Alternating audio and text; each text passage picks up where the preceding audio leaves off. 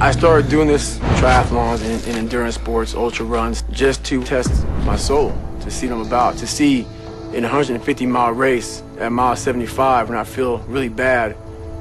That's when you know. That's the only time you can find out what the human body is all about, what you're made of, to find out limits to myself, limits to the human soul. And every day I'm trying to see if I have limits.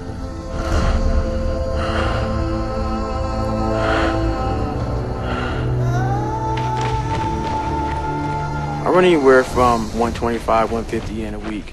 So I'll try and put in about 450 miles a month. Usually every day I wake up at 3 o'clock in the morning and I run anywhere from 10 to 15 miles in the morning.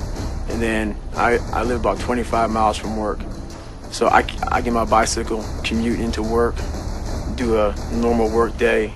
At lunchtime around noon, I'll run again, anywhere from 5 to 8 miles, whatever it may be. Come back, work, and around 5:30, I'll ride back home, 25 miles on my bike.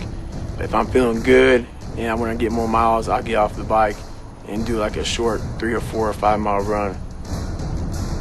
That's my everyday life. So I don't just train like an hour or so. I train until something is uncomfortable, and then that's when you know who you are. The only easy day was yesterday. It just never ends. I mean, I've done some races where you're on a 1 mile track and you'll run for 48 hours straight. So imagine running 48 hours and running 1 mile track. And it's not like you're sleeping, you're running for 48 hours, see how many miles you can get. I want to talk about mind torture. My life doesn't have a finish line. So when I cross the finish line of the Ironman, it doesn't matter, because I know that, 2 or 3 weeks from now I'll be doing something else to put my body through more pain. I believe, everything I try to do is kind of defined by excellence, but I don't think I ever reach excellence myself, because I have my standards of my life are really high. So I don't think I ever reach it, but I try to every day.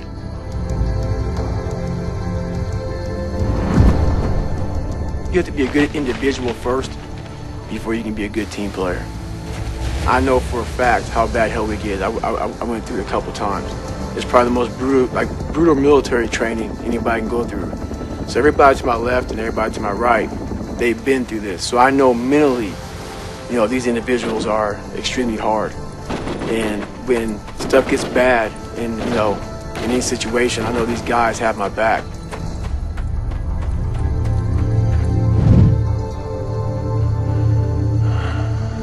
I've done a lot of things I thought were impossible. Nothing's impossible anymore. David Goggins, the United States Navy.